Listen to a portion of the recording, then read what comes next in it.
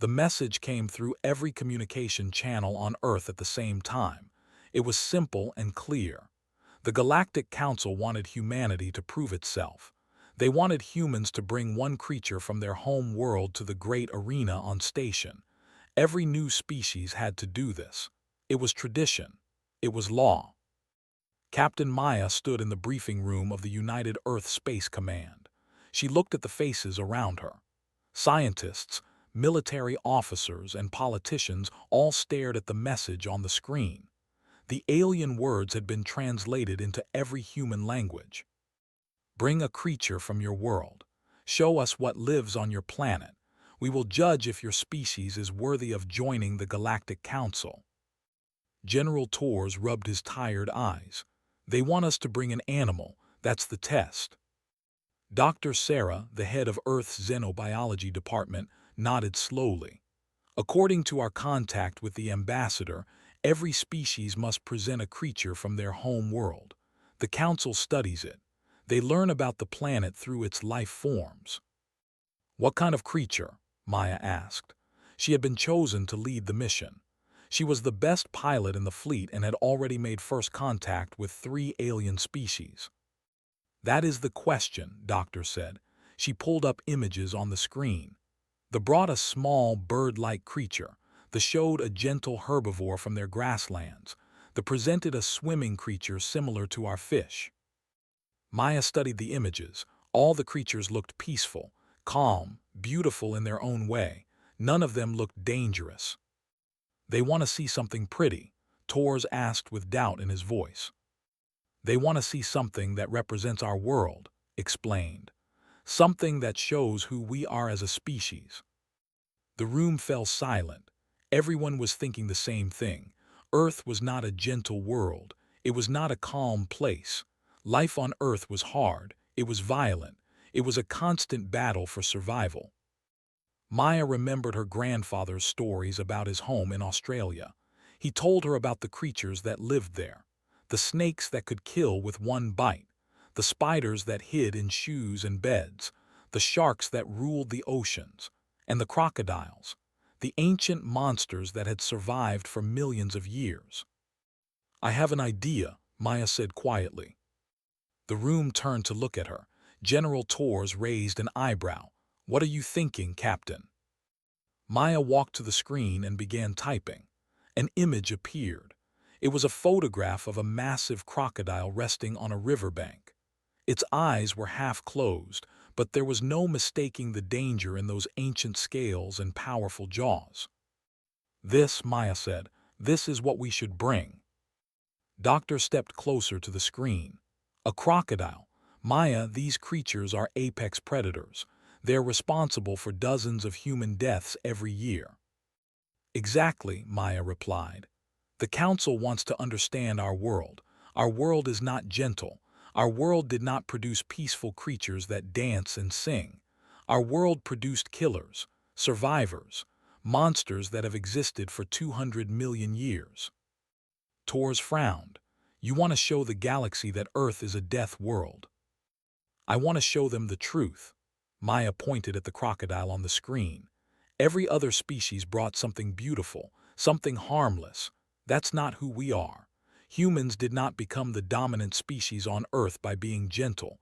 We became dominant by surviving alongside creatures like this, by learning to face our fears and overcome them. The room was quiet for a long moment. Then Torres nodded slowly. She has a point. If we bring something pretty, we're lying about ourselves. The galaxy will find out eventually what Earth is really like. Better to show them from the start. Doctor sighed. This is either the best idea we've ever had or the worst. Maya smiled. Only one way to find out. 3 weeks later, Maya stood in the cargo bay of the transport ship Horizon. Next to her was a massive steel container. Inside the container was the largest crocodile ever captured. They called him Titan. Titan was 7 meters long. He weighed over 1,000 kilograms. He was old, very old. The scientists believed he was more than 70 years old. He had survived everything the Australian wilderness could throw at him. He had fought other crocodiles. He had hunted sharks. He had killed water buffalo and wild pigs with ease. The capture had been difficult. Titan was not just big, he was smart. He had avoided traps and hunters for decades. It took a team of 20 experts working for 2 weeks to finally bring him in. 3 people were injured in the process. None seriously, but enough to remind everyone what they were dealing with. Doctor watched the container through a reinforced window. "Are you sure about this, Maya?" Maya nodded. "We are sure. The Council wants to see what Earth produces. Titan is Earth. He is millions of years of evolution. He is survival in its form. The other species brought peaceful creatures. The other species come from peaceful worlds." Maya put her hand on the cold metal of the container. "Earth is not peaceful. It never was. Every creature on our planet had to fight to survive. Every animal that exists today won countless battles against predators, diseases, and the planet itself." The ship shook slightly as it entered the hyperspace corridor. They were on their way to station, on their way to show the galaxy what Earth really was. Inside the container, Titan was motionless. He had been sedated for the journey, but even asleep he looked dangerous. His scales were dark green, almost black in places. Old scars covered his body, marks from battles with other predators, marks from fights he had won. Maya looked at him through the window. "You're going to make quite an impression, old man." The journey took 4 days. During that time, Maya prepared her presentation. She studied everything she could about the other species in the Council. She learned their histories, their values, their fears. Most of them came from worlds very different from Earth. Worlds where life evolved slowly and peacefully. Worlds where cooperation was more valuable than competition. They had never seen anything like Titan. They had never imagined such a creature could exist. That was about to change. Station was massive. It was larger than any human city. It floated in the empty space between star systems, a neutral ground where all species could meet. The great arena sat at the center of the station.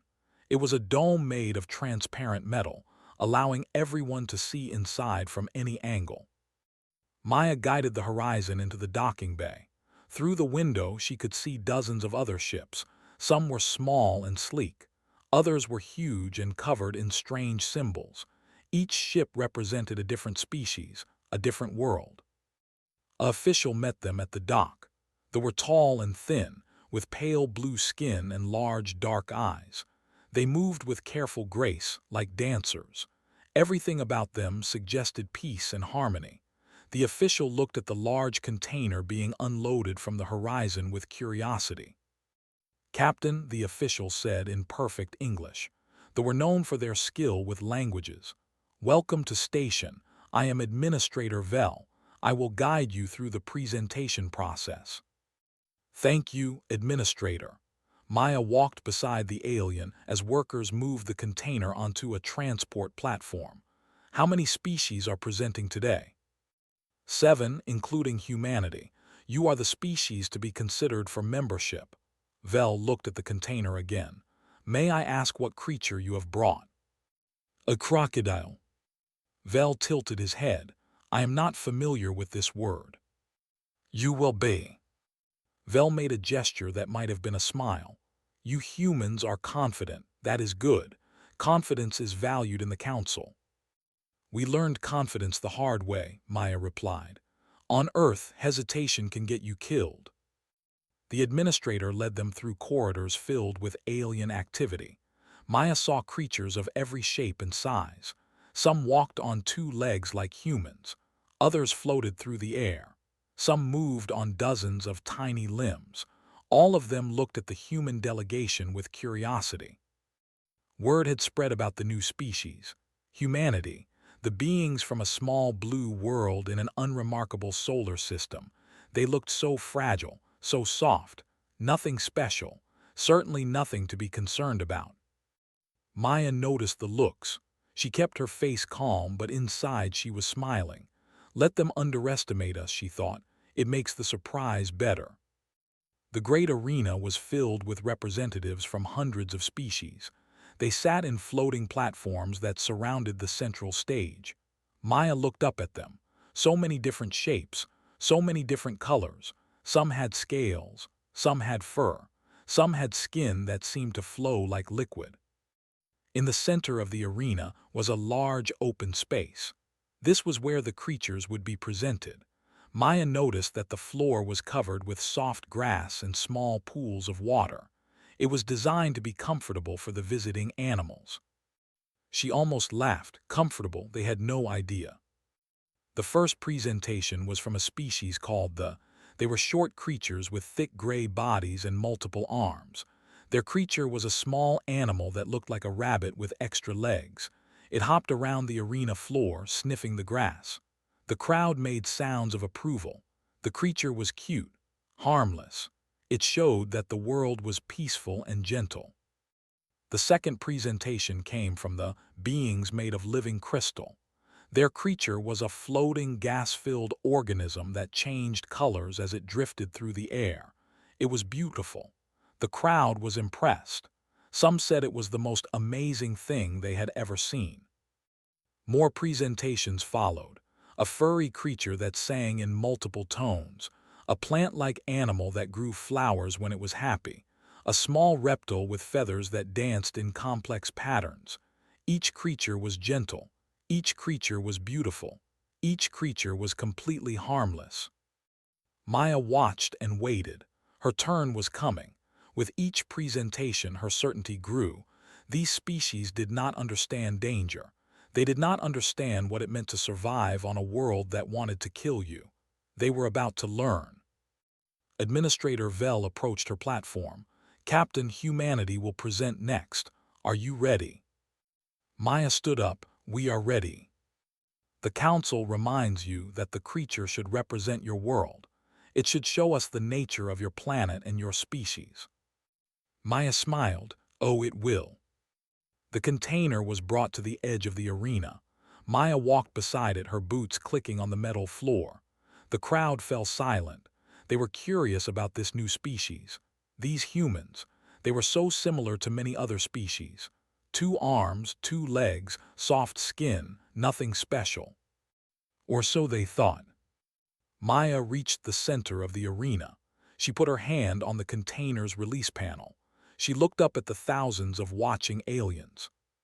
The Galactic Council asked humanity to bring a creature from Earth, she said. Her voice was carried by speakers throughout the arena. You wanted to see what our world produces. You wanted to understand our planet.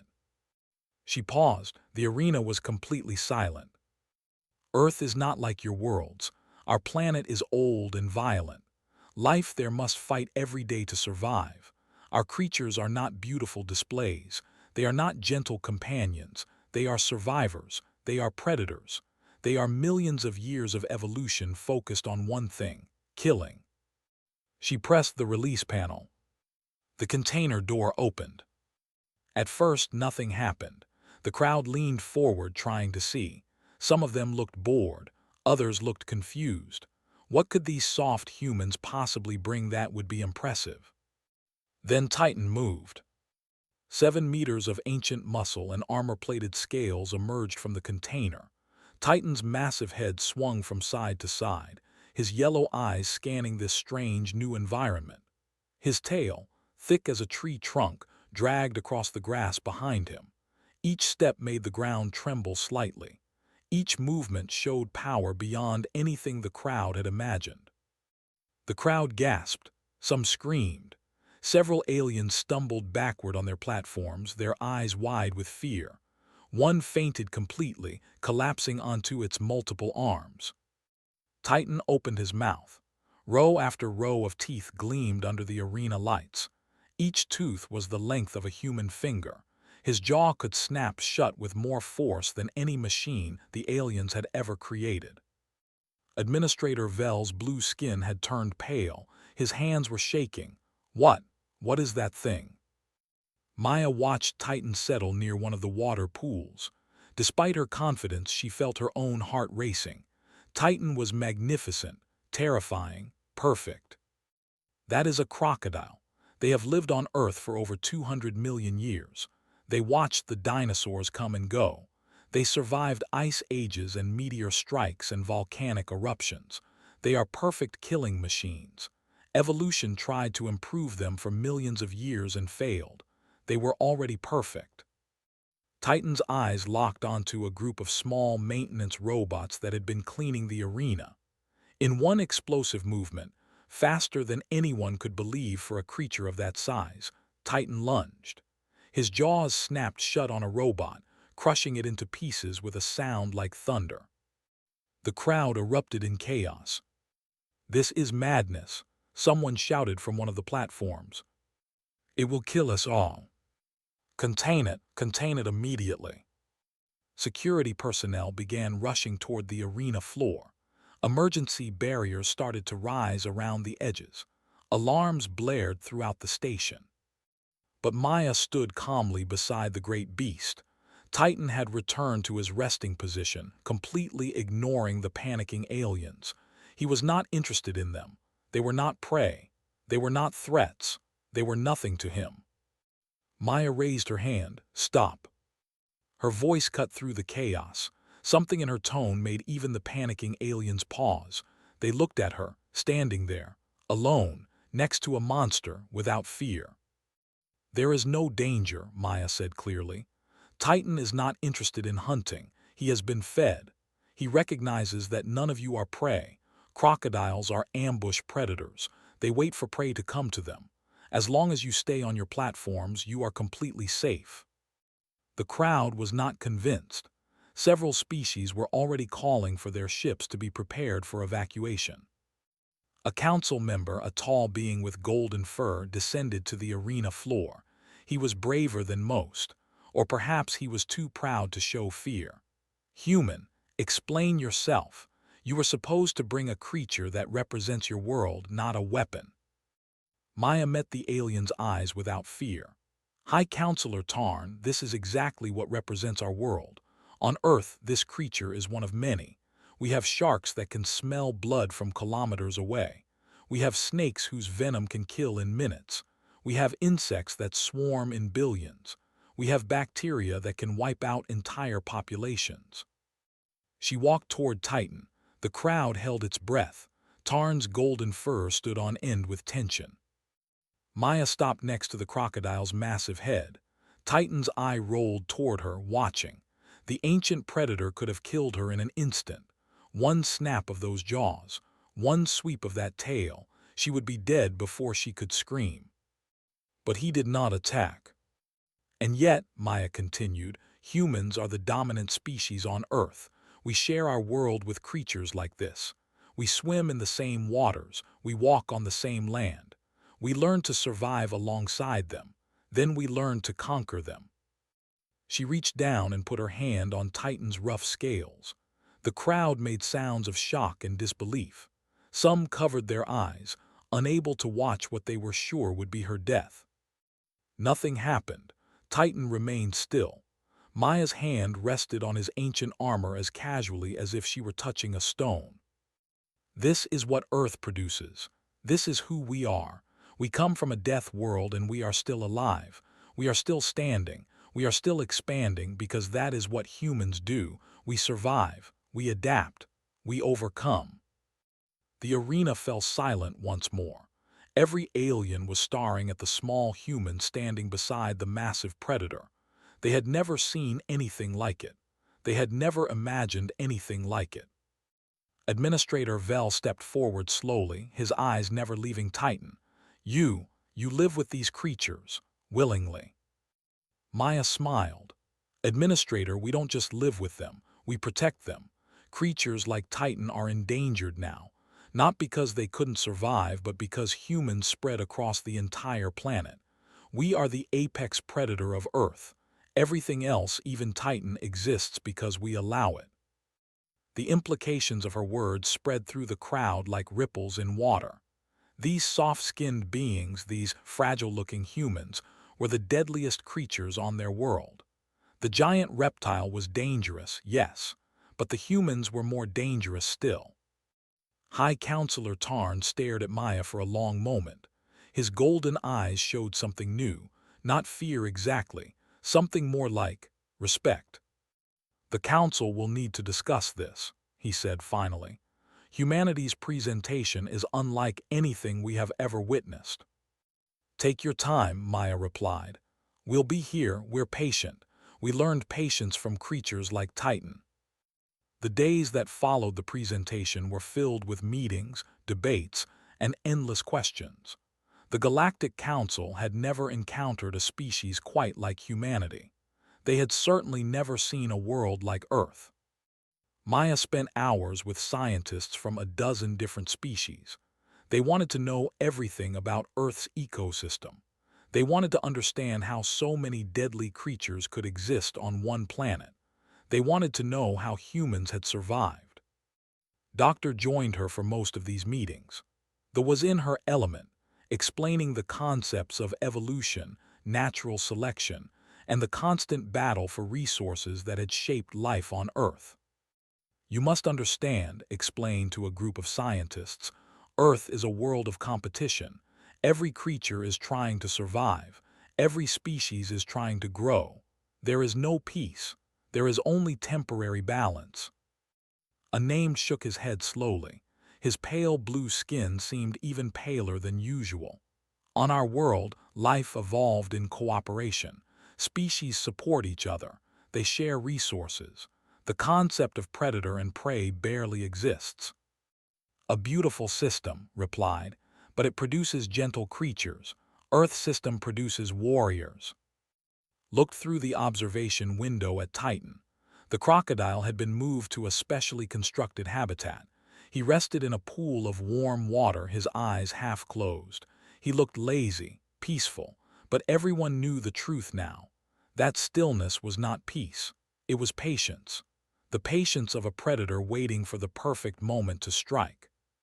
Your planet sounds terrifying, admitted. Smiled, it is, and it made us who we are. In another part of the station, Maya had been called to meet with the High Council itself.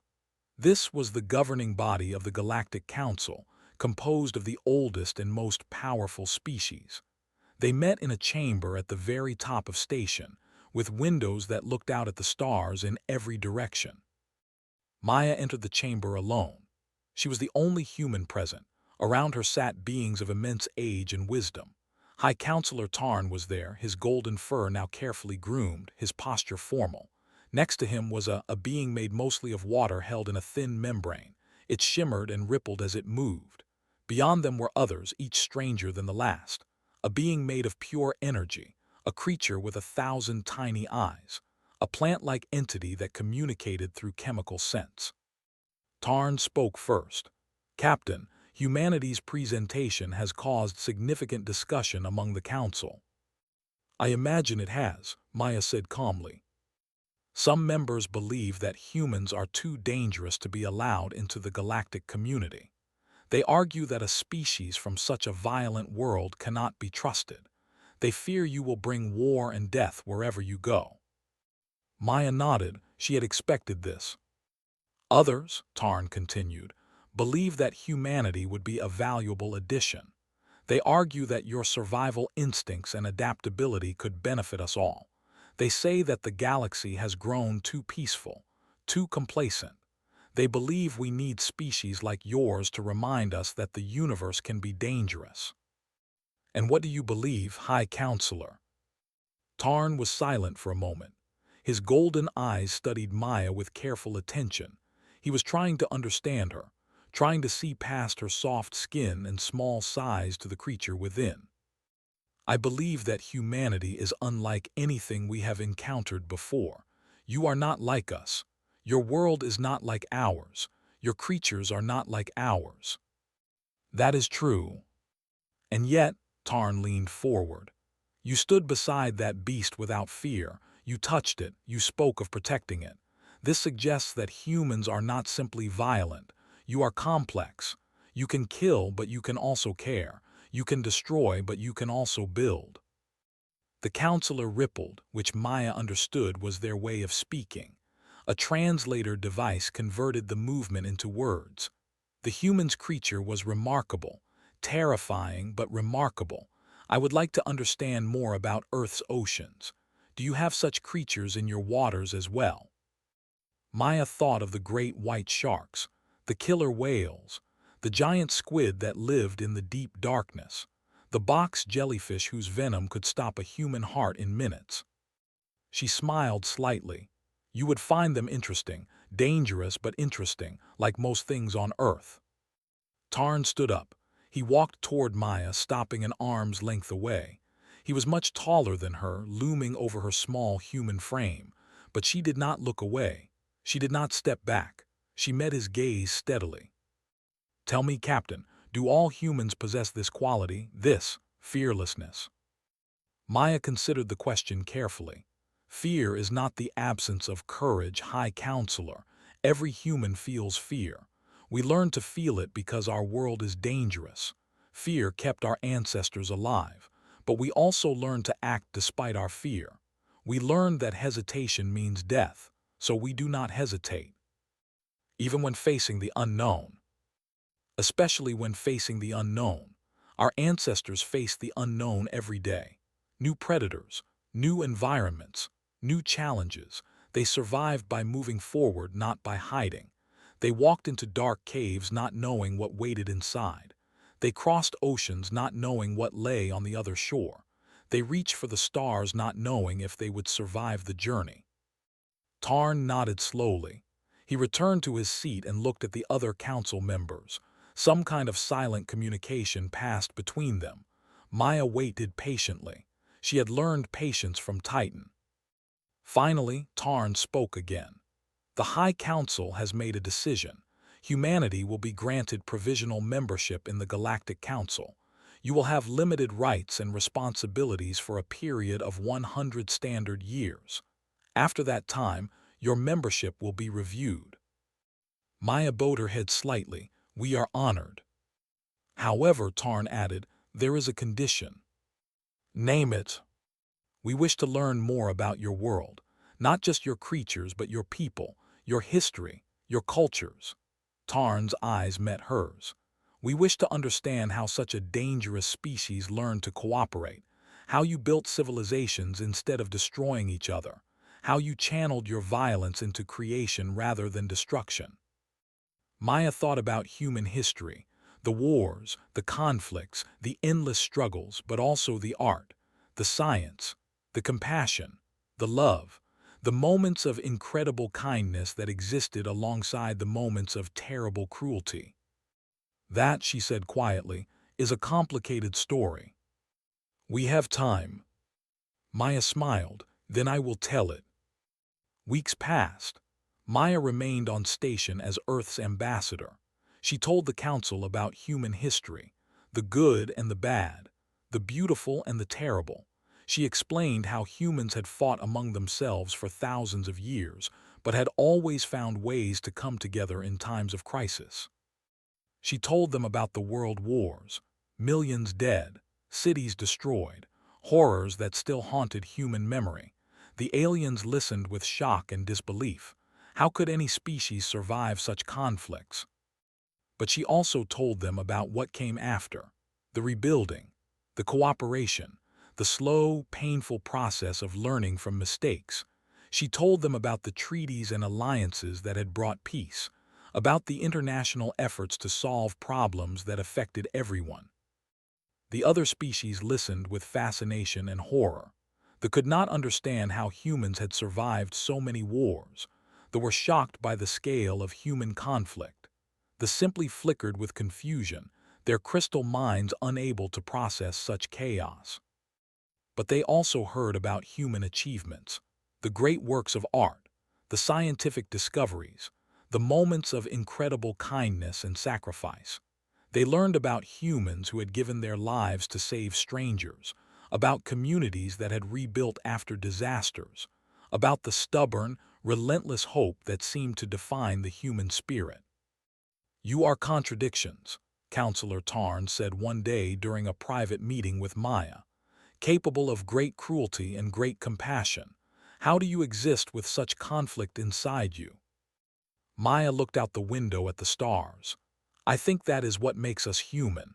We are not one thing, we are many things. We can choose who we want to be. And who do you choose to be? Maya turned to face him. We choose to be better. Every generation tries to be better than the one before. Sometimes we fail. Sometimes we fall back into old patterns, but we keep trying. That is the human way. We never stop trying. Tarn considered this. Perhaps that is why you survived your world, not because you were the strongest or the fastest, but because you could change, you could adapt, not just physically but mentally, emotionally. Perhaps, Maya agreed, or perhaps we were just too stubborn to die. Tarn made a sound that Maya had learned was laughter. Yes, I think stubbornness plays a role. Meanwhile, Titan had become something of a celebrity on the station. Aliens came from across the galaxy to observe him through the safety of his habitat's windows. They watched in awe as he hunted the fish that were added to his pool.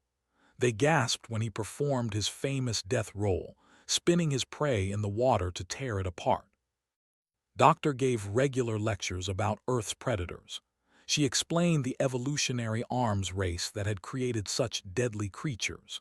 She talked about the bacteria that had killed more humans than any animal. She described the parasites that lived inside other creatures, controlling their minds and bodies. The aliens were horrified. They were fascinated. They could not stop asking questions. "Your world is a nightmare," a scientist declared after one lecture. "It can be," admitted, "but it is also beautiful. The same forces that created Titan also created butterflies and songbirds. The same oceans that hold sharks also hold whales that sing across entire oceans. Earth is not just death, it is life. Incredible, diverse, stubborn life." The scientist was quiet for a moment. "I think I would like to see this world someday." Smiled, "We would be happy to have you. Just be careful where you step." As the weeks turned into months, more humans arrived at station. Scientists, diplomats, artists, and explorers. Each one carried the mark of Earth with them. The confidence, the curiosity, the underlying edge of danger that never quite went away. The other species began to understand something important. Humans were not dangerous because they were cruel. They were dangerous because their world had forced them to be strong. It had made them fighters, survivors, but it had also taught them the value of peace. They knew what conflict cost because they had paid that price many times.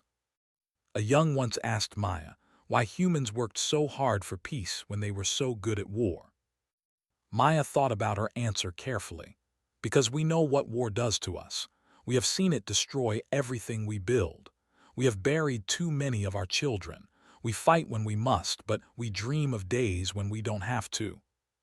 "But you brought a predator to represent your world." "Yes, because we cannot pretend to be something we are not. We are from a death world. That is our truth, but it is not our only truth. We are also from a world of beauty and wonder. A world where creatures like Titan exist beside creatures that would seem gentle even to you. We contain multitudes." The young tilted his head. "Multitudes." Maya smiled. "It means we are complicated, many things at once, not just predators, not just prey, something in between, something new." The day came when Titan was to be returned to Earth. His time on station had taught the galaxy enough about Earth's predators. Now he would go home, back to the warm waters of Australia where he belonged. Maya stood by his habitat one last time. The great crocodile floated in his pool, watching her with ancient eyes. He had survived 70 years on Earth. He had survived the journey to the stars. He had survived the curious gazes of 1,000 alien species. He was, in many ways, the perfect ambassador for his world. "Thank you, old friend," Maya said quietly. "You showed them who we are." Titan blinked slowly. His yellow eyes held no understanding, no emotion that Maya could read. He was not a pet, he was not a friend, he was a predator, pure and simple. But in that moment, Maya felt a connection to him. They were both products of Earth, both shaped by millions of years of evolution, both survivors. Then Titan sank beneath the water, disappearing from view. Maya smiled. He had never been one for goodbyes. The transport ship that would carry Titan home was waiting in the dock. Maya supervised the transfer of his container, making sure every safety protocol was followed. The last thing she wanted was for him to escape on the station. That would be a disaster of historic proportions. Counselor Tarn came to see the departure. He stood beside Maya as the container was loaded onto the ship. "Will you miss him?" Tarn asked. "In a way," Maya admitted. "He represents something important, something I want the galaxy to remember about us." "And what is that?" Maya watched the container disappear into the ship's cargo hold. "That we are not tame. We may join your council. We may follow your laws. We may become your allies and friends. But underneath it all, we are still creatures of Earth, still shaped by our death world, still capable of everything that implies." Tarn nodded slowly. "A warning." "A truth." Maya turned to face him. "We want peace, Tarn, we truly do, but we will not pretend to be harmless. We will not pretend to be weak. If anyone in this galaxy thinks they can threaten humanity without consequences, they should remember Titan. They should remember that we swim with such creatures. We walk among them, and we are still standing." Tarn was quiet for a long moment. Then he did something Maya had never seen a High Counselor do. He bowed his head to her.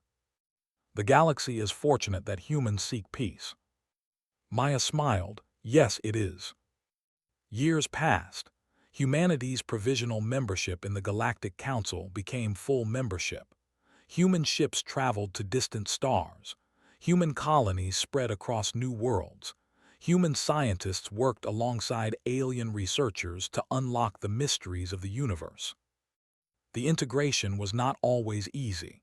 Some species remained suspicious of humans. They remembered Titan. They remembered the stories of Earth's deadly creatures. They watched humans with careful eyes, waiting for the violence they believed was inevitable. But it never came, at least not in the way they expected. There were conflicts, of course, disagreements between species, territorial disputes, economic competitions, but humans approached these problems the same way they approached everything else, with determination, with creativity, with a willingness to find solutions that benefited everyone. The other species began to realize something important. Human aggression was not random, it was not mindless. Humans were capable of incredible violence, yes, but they chose when to use it. They fought for things that mattered to them: family, home, freedom. They did not fight for the joy of fighting. This made them predictable, trustworthy even. If you did not threaten what they loved, they would not harm you. If you treated them with respect, they would respect you in return. And through it all, the story of Titan spread. It became legend. The tale of the small, soft humans who brought a monster to prove their worth, who stood beside a prehistoric killer without fear, who showed the galaxy what a death world could produce. Other species began to visit Earth. Most of them were terrified at first. They arrived expecting a nightmare world of constant danger. What they found was more complicated. Yes, Earth was dangerous. Yes, its creatures were deadly. But it was also beautiful, stunning, full of life in ways that no other planet could match. A tourist once stood on an Australian beach, watching the sunset paint the sky in shades of orange and purple. Beside him, a human guide pointed out the dorsal fin of a great white shark cutting through the waves. "Aren't you afraid?" he asked. The guide shrugged. "Respectful, not afraid. He's just looking for fish. Doesn't care about us unless we give him a reason to." "Your world is strange." The guide laughed. "Yeah, but it's home." As for Titan, he lived out the rest of his days in a protected sanctuary in Australia. He became famous on Earth too, the crocodile who had represented humanity to the stars. Scientists monitored him carefully, making sure he was healthy and comfortable. Sometimes, on warm nights, the sanctuary workers would see him floating in his pool, his eyes turned toward the sky. They wondered if he remembered his journey, if he understood what he had done for his species. Probably not, they decided. Crocodiles did not think about such things. They thought about food and territory and survival, simple, pure, uncomplicated. But maybe that was the point. Titan did not need to understand his importance. He simply existed, a reminder of what Earth was, what it had always been, what it would always be. A world of survivors, a world of fighters, a world that produced creatures of incredible danger and incredible beauty. A world called home by the most dangerous creatures of all, humans, and the galaxy would never forget it. Maya eventually retired from the Space Command. She lived in a small house near the ocean, not far from the sanctuary where Titan rested. Sometimes she visited him, standing at the edge of his pool to watch him drift through the water. One day, a young diplomat came to see her. He was about to leave for station, following the path she had walked years ago. "Any advice?" he asked. Maya smiled and thought about everything she had seen. The terrified aliens, the amazed scientists, the counselors who had learned to respect humanity's complicated nature. "Be yourself," she said finally. "Don't try to make them comfortable. Don't try to hide what we are. Show them the truth, all of it, the violence and the compassion, the danger and the beauty. Let them see that we contain both. And if they're afraid of us—" Maya laughed softly. "They should be. A little fear is healthy. It teaches respect." She looked toward the sanctuary where Titan was taking his afternoon swim. "But show them that we are more than just predators. Show them that we can be friends, allies, partners in building something greater." The young diplomat nodded. "I'll do my best. That's all any of us can do." She watched him leave, heading toward the stars. Another human carrying Earth with him. Another ambassador for a world that the galaxy was still learning to understand. In his pool, Titan lifted his massive head above the water. His ancient eyes caught the sunlight, gleaming gold and black. He had survived 200 million years of evolution.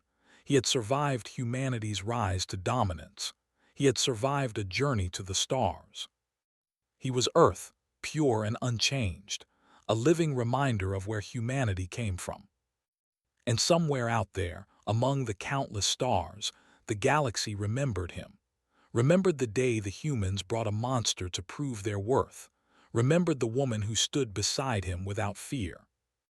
Remembered that some worlds produce gentle creatures, and some worlds produce something else entirely.